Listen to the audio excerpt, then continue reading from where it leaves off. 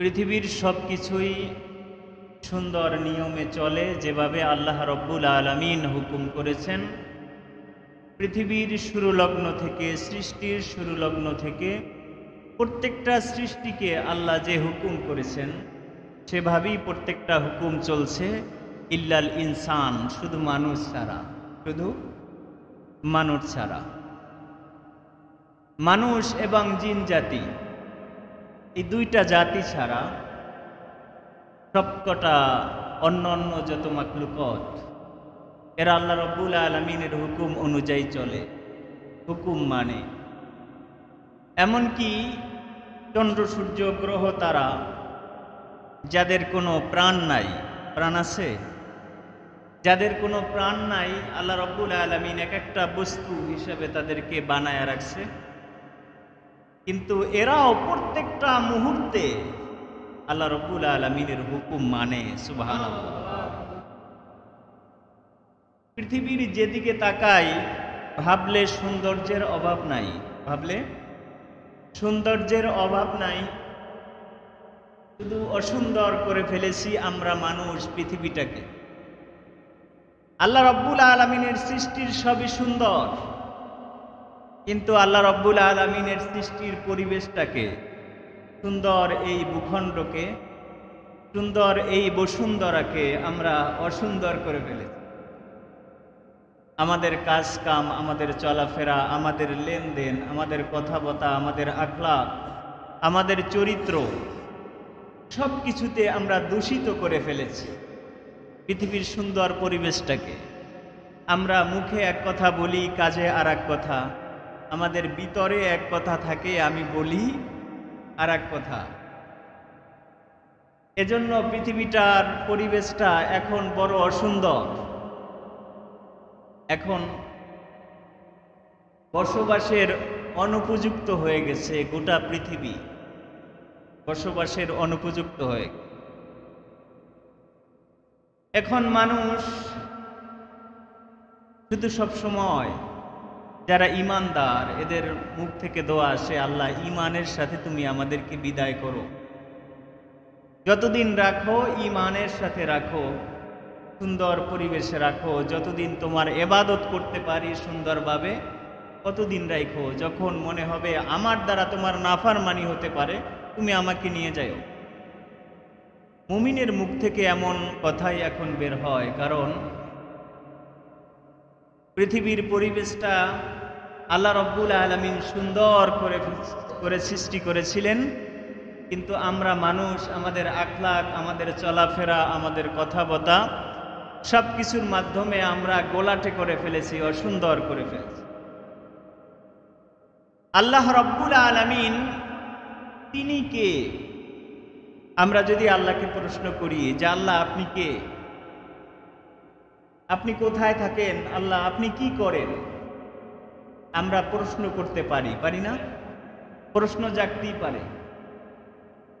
আল্লাহ রাব্বুল আলামিনও জানেন যে মানুষ প্রশ্ন করবে, মানুষ জানতে চাইবে আমি আল্লাহকে, মানুষ জানতে চাইবে আমি আল্লাহর কাজ কি, মানুষ জানতে চাইবে আমি আল্লাহ কি করি।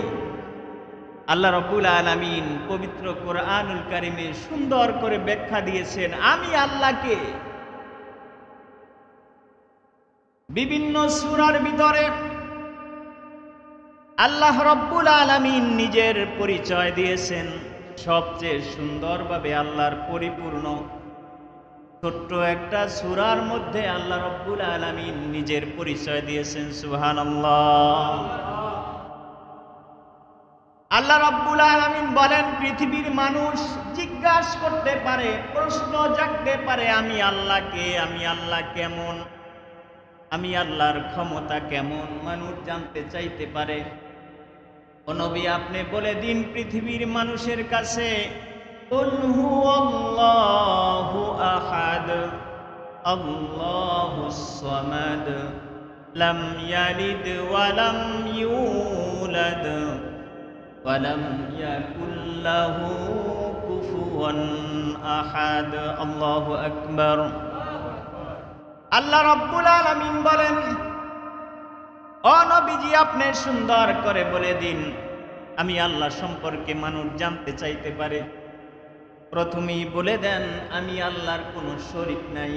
কুল হুয়াল্লাহু আহাদ, আমি আল্লাহ এক, আমি আল্লাহ এক। মানুষ জানতে চাইতে পারে যে আল্লাহ একাই কি সব পারে, না তার সাথে আরো কাউকে আল্লাহ নিয়েছেন সহযোগী হিসাবে। সুতরাং প্রথমেই মানুষের মন থেকে শিরিকটা দূর করতে হবে। প্রথমেই বলতে হবে আল্লাহু আহাদ, আল্লাহ এক। এরপর আল্লাহ রব্বুল আলামিন বলেন, মানুষ মনে করতে পারে পৃথিবীর প্রধানমন্ত্রী, পৃথিবীর রাষ্ট্রপতি, পৃথিবীর রাজা, পৃথিবীর মন্ত্রী, পৃথিবীর এমপি যারা থাকে তারা অসুস্থ হয়, তারা অসুস্থ হয়, মাঝে মধ্যে তাদের স্থলাভিষিক্ত অন্য কাউকে রেখে যায়। আমি বিদেশ চলে গেলাম, তুমি আমার জায়গায়, যতদিন আমি না থাকবো তুমি এই আমার দপ্তরটা তুমি পরিচালনা করবে।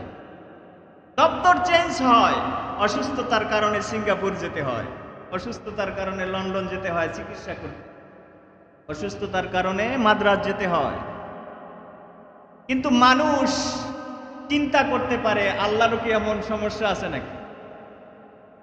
আল্লাহ রব্বুল আলামিন নিজেই উত্তর দিতেছেন। মানুষের মনে প্রশ্ন জাগতে পারে, আল্লাহ কি কখনো অসুস্থ হয় নাকি? তার জায়গা থেকে আল্লাহ সরে যান নাকি? তার জায়গায় আল্লাহ কাউকে আবার কিছুদিনের জন্য বসান নাকি?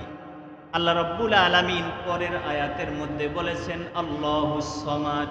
আল্লাহুস সামাদ, সমাজ শব্দের অর্থ হলো বেনিয়াজ। উর্দুতে বলে বেনিয়াজ, বাংলায় বলে অমুখাফিক্কি। আল্লাহ কারো মুখাফিক্কি না, আল্লাহ কারো মুখাফিক্কি না, কারো হেল্পের দরকার পড়ে না আল্লাহ। একজন চেয়ারম্যান বিপদে পড়লে একটা পরামর্শ কেমনে করবে, তার সমকক্ষ যারা আছে তাদের কাছে জিজ্ঞাসা করে। আর এক ইউনিয়নের চেয়ারম্যানরে প্রয়োজনে ফোন করে, বা উপজেলা চেয়ারম্যানরে তার উপরে যে আছে প্রয়োজনে ফোন করে, ভাই এই সিদ্ধান্তটা কেমনে করা যায়, এটা সুন্দর। মানুষ পরামর্শ করে কাজ করবে, এটা মানুষের জন্য সৌন্দর্য। কিন্তু আল্লাহর কারো হেল্প লাগে না, আল্লাহর কারো হেল্প লাগে না।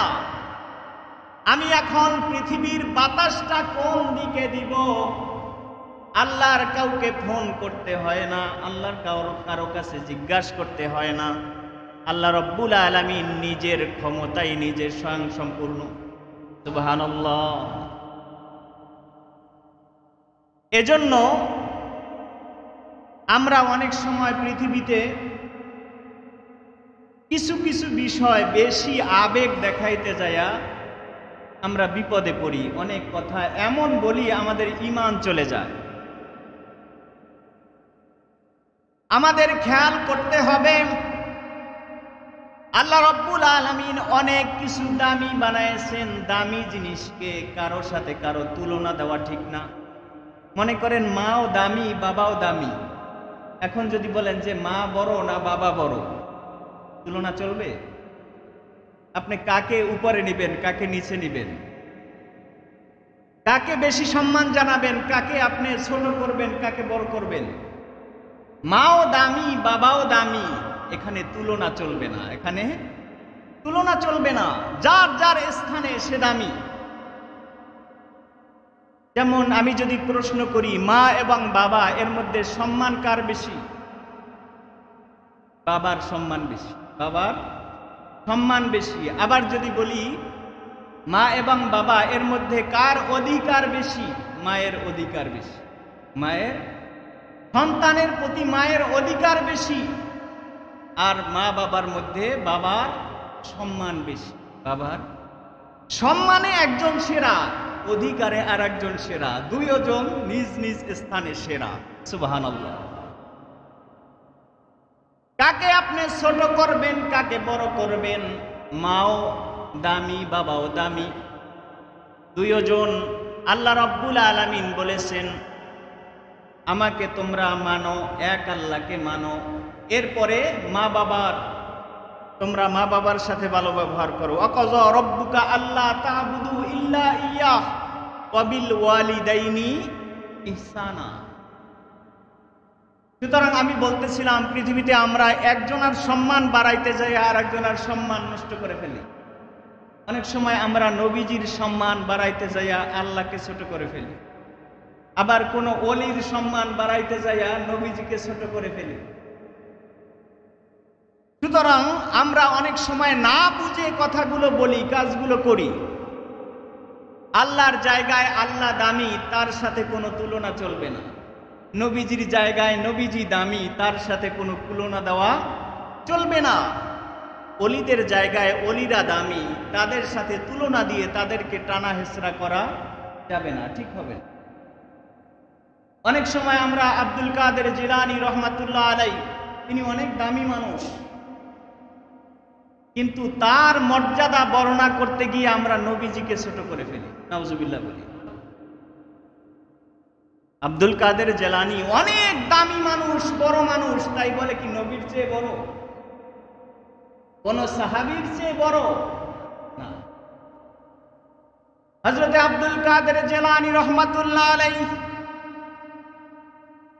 তার কাছে তার একজন মুরিদ, সাওবাত নামে একজন মুরিদ, একজন শিষ্য একদিন জিজ্ঞাসা করেছিল, হুজুর, আপনি তো পৃথিবীর মধ্যে মানে সমস্ত পীরদের পীর, আপনাকে বড় পীর বলা হয়, পীরদের পীর, তো আমি জানতে চাই নবীজির সাহাবীদের মর্যাদা বেশি না আপনার মর্যাদা বেশি? বড় পীর আব্দুল কাদের জিলানী রহমাতুল্লাহ আলাইহি বলেন, সাওবাত রে, ধ্বংস হোক তোমার এই চিন্তা ভাবনা। তোমার কেমনে চিন্তা আসলো কোথায় নবীজির সাহাবী আর কোথায় আমি? খবরদার সাওবাত, তোমাকে স্পষ্ট করে বলি, নবীজির ১৬ লক্ষ সাহাবায়ে কেরামের মধ্যে সবচেয়ে নিচু দরজার, কম মর্যাদার সাহাবী ছিলেন হযরতে ওয়াহশী রাদিয়াল্লাহু তাআলা আনহু। তার মর্যাদা সবচেয়ে কম হওয়ার কারণ হলো তিনি উহুদের যুদ্ধে নবীজির আপন চাচা হযরতে আমির হামজাকে তিনি শহীদ করেছিলেন, নির্মমভাবে শহীদ করেছিলেন। আমির হামজাকে জমিনে শোয়ায়া জীবিত অবস্থায় তার বুকটা ফেরে কলিজাটা টেনে বের করেছিল। এরপরে আবু সুফিয়ানের স্ত্রী হিন্দার কাছে তার কলিজাটা দেওয়া হয়েছিল। হিন্দা প্রতিজ্ঞা করেছিল যে আমির হামজা কলিজাটা আমি চাবায়া চাবায়া খাবো। তো এই কাজটা সম্পূর্ণ করেছিল ওয়াহশী, তখন সে কাফের ছিল। মক্কা বিজয়ের সময় নবীজি সাল্লাল্লাহু আলাইহি সাল্লাম সবাইকে মাফ করে দিলেন, কিন্তু কয়েকজন পুরুষ এবং কয়েকজন মহিলার বিরুদ্ধে নবীজি সাধারণ ক্ষমা ঘোষণা করলেন না। নবীজি বললেন, এদেরকে যেখানে পাও সেখানেই হত্যা করো। এর মধ্যে 4 জন মহিলা ছিল, 4 জন মহিলার একজন ছিল হিন্দা, আর পুরুষদের মধ্যে একজন ছিলেন ওয়াহশী রাদিয়াল্লাহু তাআলা আনহু, যিনি পরবর্তীতে মুসলমান হয়েছিলেন। নবীজির এই ঘোষণার পরে ওয়াহশী মনে মনে ভাবতেছে, সাহাবায়ে কেরামের সামনে যদিও আমি পড়ি, আমাকে কতল করে ফেলবে, আমাকে হত্যা করে ফেলবে। যে কোনো কায়দায় গোপনে গিয়ে আমি যদি নবীজির পা জড়াইয়া বলতে পারি, নবীজি আমাকে মুসলমান বানান, নবীজি আমাকে মারবেন না। হযরতে ওয়াহশী তার পরিকল্পনা অনুযায়ী যে কোনো ফাঁক ফাঁকর দ্বারা কোনো রকম নবীজির দরবারে গিয়ে নবীজির দরবারে মাপ চেয়ে বলতেছেন, আমি ভুল করে ফেলেছি, আমি মুসলমান হতে চাই। নবীজির দরবারে যখন বললেন আমি মুসলমান হতে চাই, নবীজির আর কি বলার আছে? নবীজির চোখ থেকে পানি পড়তেছে। নবীজি বলতেছেন, ওয়াহশী, তোমাকে আমি মুসলমান বানাতে পারি, কিন্তু শর্ত আছে। আমি যতদিন দুনিয়ায় আসি, তুমি আমার দরবারে যতদিন আসবে, কোনোদিন আমার চোখের সামনে বসবে না। তোমার মুখটা যেন আমার 2 চোখে না দেখি, তুমি আমার আশেপাশে বসবে, আমার চোখের সামনে তুমি কখনো আসবে না। কারণ তুমি যতই মুসলমান হও না কেন, খোদার কসম, তোমাকে যখন দেখি আমার চাচা আমির হামজার কথা মনে পড়ে, আর তোমাকে চোখের সামনে দেখলে আমার চাচা আমির হামজার কথা মনে পড়ে। আমার মুখ থেকে, আমার বুক থেকে যদি বদদোয়া আসে তোমার উপরে, তোমার জন্য জান্নাত হারাম হয়ে যাবে। সুতরাং তুমি কখনো আমার সামনে বসবে না, মসজিদে মজলিসে আমার সামনে বসবে না। এজন্য সাহাবায়ে কেরামের মধ্যে সবচেয়ে কম দরজার সাহাবা বলা হয় হযরতে ওয়াহশী রাদিয়াল্লাহু তাআলা আনহু। কারণ কি, নবীজির সামনে বসার অনুমতি পান নাই। হযরতে আব্দুল কাদের জিলানী রহমাতুল্লাহ আলাইহি তার শিষ্য সাওবাতকে বলতেছেন, সাওবাত, নবীজির ১৬ লক্ষ সাহাবীর মধ্যে সবচেয়ে কম দরজার সাহাবী হলেন হযরতে ওয়াহশী রাদিয়াল্লাহু তাআলা আনহু। এই নবীজির সাহাবী ওয়াহশী রাদিয়াল্লাহু তাআলা আনহু যদি কোনো ময়দান থেকে ঘোড়া চালায়া যায়, সেই ওয়াহশী রাদিয়াল্লাহু তাআলা আনহু ঘোড়ার দুলা যদি এক পাল্লায় রাখা হয়, আর আমার মতো কুটি আব্দুল কাদের জিলানীকে যদি এক পাল্লায় রাখা হয়, নবীজির ১৬ লক্ষ সাহাবায়ে কেরামের সবচেয়ে কম দরজার সাহাবী হযরতে ওয়াহশী রাদিয়াল্লাহু তাআলা আনহুর ঘোড়ার পায়ের ধুলির ওজন তার চেয়ে অনেক বেশি হবে। সুবহানাল্লাহ। সুতরাং কোথায় নবীজি আর কোথায় হযরতে আব্দুল কাদের জিলানী রহমাতুল্লাহ আলাইহি? সবাই যার যার স্থানে দামি। আমি কিন্তু কাউকে ছোট করছি না। আমি বলতেছি আব্দুল কাদের জিলানীর স্থানে তিনি মহান, তিনি অনেক দামি। সাহাবাদের স্থানে তারা অনেক দামি। নবীজির তো কথাই নাই, নবীজির স্থানে নবীজি অনেক দামি। আল্লাহর তো কোনো কথাই নাই, আল্লাহর সাথে কারো তুলনায় চলবে না। এখন যদি আপনি হযরতে আব্দুল কাদের জিলানীর প্রশংসা করতে করতে করতে করতে ভুয়া কথা বানায়া, যে নবীজি যখন মেরাজে গেছে আব্দুল কাদের জিলানীর মানে কাঁধে পাও দিয়া নাকি নবীজি আল্লাহর আরশে গেছে, তাহলে বলি নাউজুবিল্লাহ। তখন আব্দুল কাদের জিলানী কোথায় ছিল? তিনি কি তখন জন্মগ্রহণ করছেন? এ সমস্ত আবেগী কথা বাদ দিতে হবে। এই আবেগী কথা দ্বারা ইসলামের কোনো উপকার হয় না, ইসলামের ক্ষতি হয়। বিধর্মীদের কাছে ইসলাম ধর্মটা হাস্যকর হয়ে যায় বেশি আবেগী কথার কারণে। আকল দিয়ে কথা বলতে হবে, আকল দিয়ে কথা বলতে হবে। আবার নবীজির প্রশংসা করতে গিয়া কিছু কিছু মানুষ এরকম বলে যে আল্লাহর দন রাসূলকে দিয়া আল্লাহ গেছেন খালি হইয়া, রাসূলের দন খাজায় পাইয়া শুইয়া আছে আজমিরে, কেউ ফেরে না খালি হাতে হাজারে তোর দরবারে, বলি নাউজুবিল্লাহ। আবেগী কথা দ্বারা ইসলাম চলে না। আল্লাহর দন রাসূলরে দিয়া আল্লাহ গেছেন গায়ে বইয়া, আবার কেউ বলেন আল্লাহ গেছে খালি হইয়া। রাসূলেরে আল্লাহ দিয়া দিছে, তাহলে আল্লাহ খালি হয়ে গেছে? আল্লাহ নিজেই বলতেছেন আল্লাহুস সামাদ, আল্লাহ তিনি অমুখাপেক্ষী। সুতরাং এ শিরক করে বলতেছেন আল্লাহর দন রাসূলরে দিয়া আল্লাহ গেছে গায়ে বইয়া, আবার কেউ বলে আল্লাহ গেছে খালি হইয়া, আবার কয় রাসূলও খালি হয়ে গেছে, রাসূলের দন খাজায় পাইয়া তিনি এখানে আজমিরে শুয়ে আছে, রাসূল চলে গেছে। সুতরাং আবেগী কথা দ্বারা আপনি একজনকে বড় করতে গিয়ে একজনকে ছোট করে ফেলবেন, এর নাম ইসলাম না। ইসলাম সবাইকে সম্মান করতে জানে, যার যার পজিশনে তাকে সম্মান করবেন। যেরকম আমাদের মতো যুবকরা অনেকে বিয়া কইরা বউয়ের ভালোবাসায় পইরা মাকে ভুলা যায়, বোনকে ভুলা যায়, আত্মীয় স্বজনকে ভুলা যায় না। বউ ভালোবাসার জিনিস, স্ত্রীর স্থানে স্ত্রী ভালোবাসা পাবে, মায়ের স্থানে মা ভালোবাসা পাবে, বোনের স্থানে বোন ভালোবাসা পাবে, ছোট ভাইয়ের স্থানে ছোট ভাই ভালোবাসা পাবে, বড় ভাইয়ের স্থানে বড় ভাই ভালোবাসা পাবে। তুমি একজন পুরুষ, তোমার উপর বিশাল একটা দায়িত্ব, প্রত্যেকে তোমার দিকে চেয়ে আছে, প্রত্যেকের উপরে তোমার ইনসাফ করতে হবে। একজনের পিছনে পড়ে সব ভুলে যাবা, এর নাম তো মুসলমানি না, আর এর নাম মানুষত্ব না। প্রত্যেককে ভালোবাসা হবে, ভালোবাসতে হবে, যার যতটুকু হক আছে, অধিকার আছে।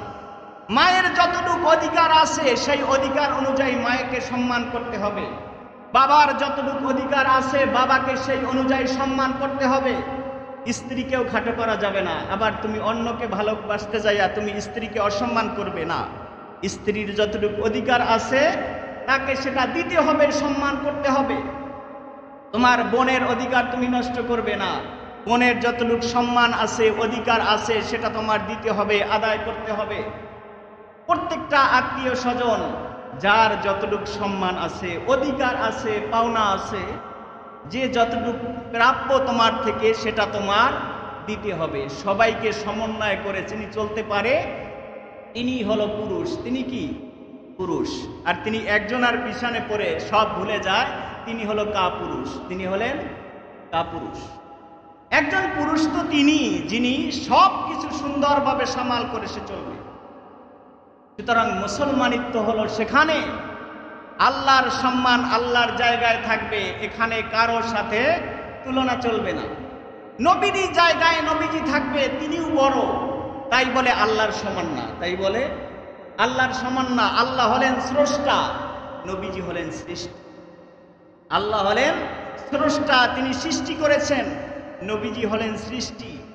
নবীজিকে আল্লাহ সম্মান দান করেছেন পৃথিবীর সবার উপরে, তাই বলে তিনি আল্লাহর দন সব নিয়া আল্লাহ খালি হয়ে গেছেন তা না। এরকম গাঁজাখুরি কথা কোনো মুসলমান বলতে পারে না, কোনো মুসলমান বলতে পারে না।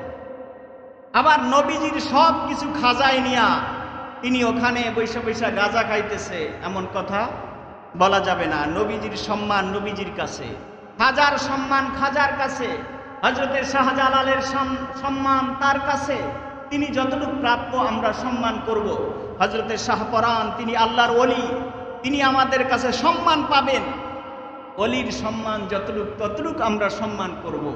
একজনের সম্মান করতে গিয়ে আর একজনকে আমরা ছোট করব না। আল্লাহ রাব্বুল আলামিন এরপর বলেছেন, লাম ইয়ালিদ ওয়া লাম ইউলাদ ওয়া লাম ইয়াকুল লাহু কুফুয়ান আহাদ।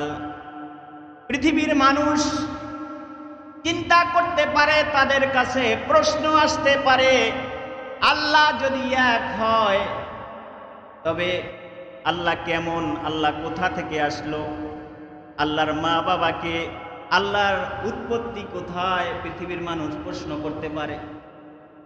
পৃথিবীর মানুষ প্রশ্ন করতে পারে। এরকম ভাবে প্রশ্ন করেছিল অনেক আল্লাহর ওলির কাছে, প্রশ্ন করেছিল আমাদের মাযহাবের ইমাম হযরতে আবু হানিফা রহমাতুল্লাহ আলাইহির কাছে যে আল্লাহর মা বাবাকে, আল্লাহর আগে কে। তখন আবু হানিফা রহমাতুল্লাহ আলাইহি তিনি সুন্দরভাবে একটা ব্যাখ্যা দিয়েছিলেন। তিনি ব্যাখ্যা দিয়েছিলেন, ভাই তুমি কি 1 থেকে 10 পর্যন্ত গুনতে পারো? যে হ্যাঁ পারি, 1 2 3 4 5 6 7 8 9 10 গুনতে পারি। তুমি কি 10 থেকে 1 পর্যন্ত গুনতে পারো? তখন সে এরকম গুনতে গুনতে আসলো 10 9 8 7 6 5 4 3 2 1 গুনে আসলো। যে এরপর কি আরো গুনতে থাকো, একের পরে কি, যে একের পরে তো শূন্য, একের পরে শূন্য।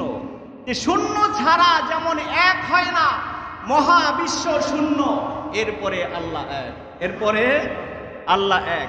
তুমি যদি এক না ধরো, তোমার একটা মহাশূন্য ধরতে হবে, সেখান থেকে এক বের হবে। তুমি যদি মহাশূন্য ধরতে না পারো, এক কোনোদিন খুঁজে পাবে না, এক কোনোদিন খুঁজে পাবে না। তুমি যদি প্রশ্ন করো এক কোন থেকে আসলো, একের আগে কি, কোন উত্তর আছে?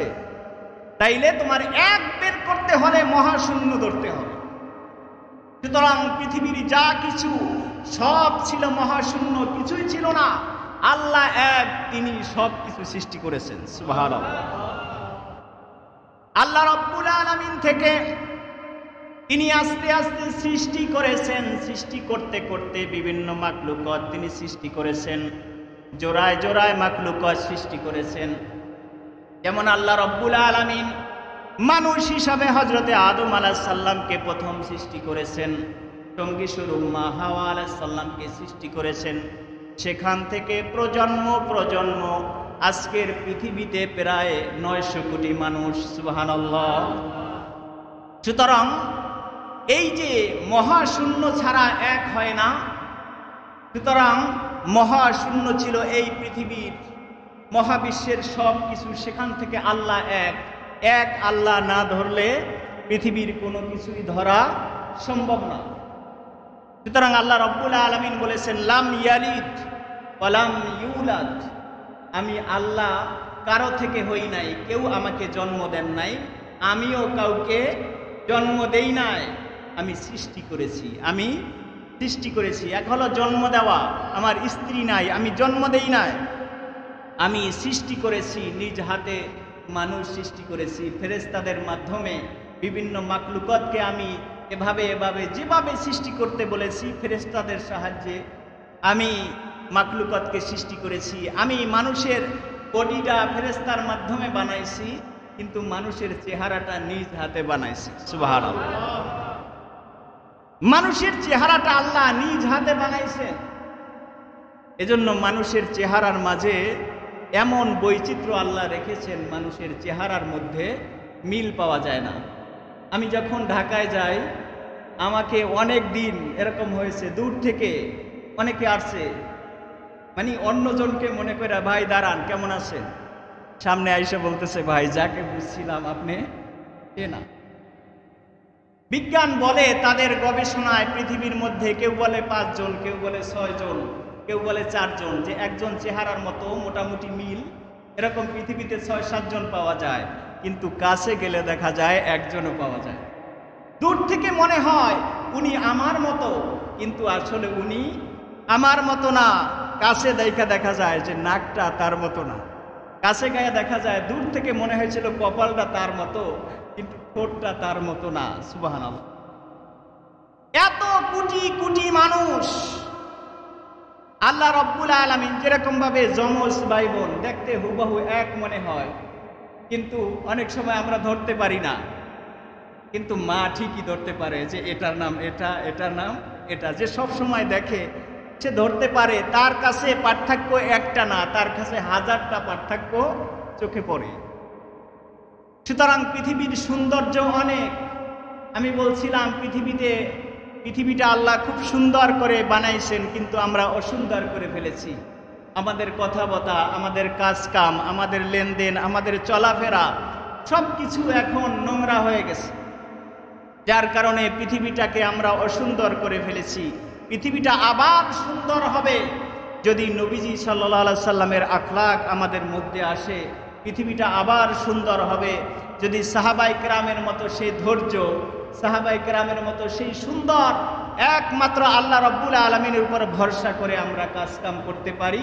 পৃথিবীটা আবার সুন্দর হবে, পৃথিবীর মধ্যে আবার আল্লাহর রহমত বর্ষিত হবে।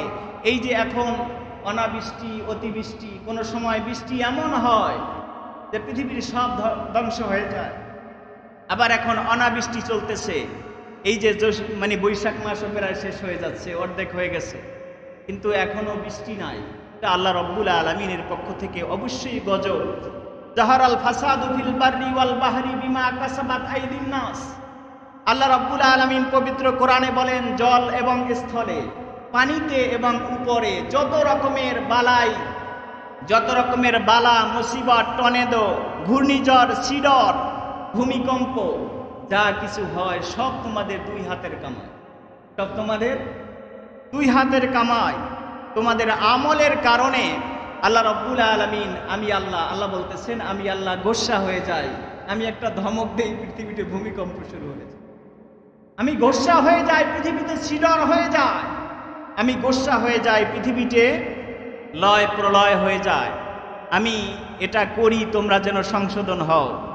আল্লাহ পৃথিবীতে আমাদের এই যে 2 বছর আগে কি দিয়েছিল, করোনা ভাইরাস যখন বের হয়েছে, আমরা কিন্তু ভয় থরথর করছিলাম। কিন্তু এখন যদি করোনা আসে, তার 10 ভাগের 1 ভাগ ভয় কি মানুষ পাবে না। এখন ভিতরটা শক্ত হয়ে গেছে, এখন মনে করতেছে মরা একদিন লাগবে। আল্লাহ রাব্বুল আলামিন পরীক্ষা দেন, মানুষ যেন সংশোধন হয়ে ইমানের পক্ষে আসে। কিন্তু মানুষ তার মনটা শক্ত হয়ে বলে, আল্লাহর একদিন তো নিতে আসবি, যেতেই হবে। আমি সুদ খাইতেছি, খাইতে থাকি। আমি ঘুষ খাইতেছি, খাইতে থাকি। আমি পরের হক নষ্ট করতেছি, করতেই থাকি। আমি ওজনে কম দিতেছি, দিতেই থাকি। আমি খাদ্যে ভেজাল মিশাইতেছি, ভেজাল মিশাইতেই থাকি। আমি ফরমালিন মিশাইতেছি, ফরমালিন মিশাইতেই থাকি। মানুষের মন শক্ত হয়ে যায়, কিন্তু আল্লাহ দেন পরীক্ষার জন্য। আল্লাহ দেন মানুষের জন্য সংশোধন হয়, কিন্তু মানুষ আরো মন শক্ত হয়ে গুনার কাজ আরো বেশি করে। এজন্যই আল্লাহর পক্ষ থেকে এই অনাবৃষ্টি, খরা আমাদের জন্য এটা মুসিবত হয়ে আসছে। আস্তে আস্তে ফসল নষ্ট হয়ে যাবে, সব কিছু মরুভূমি হয়ে যাবে, মানুষের মধ্যে এমনিই তো দুর্ভিক্ষ শুরু হয়ে যাবে। আল্লাহ রব্বুল আলামিন যেন আমাদের সকলকে ক্ষমা করে আমাদের জন্য রহমত আল্লাহ বর্ষণ করেন। সকলে বলি আমিন। আমা তৌফিক ইল্লা বিল্লাহ। আসসালামু আলাইকুম ওয়া রাহমাতুল্লাহি ওয়া বারাকাতুহু।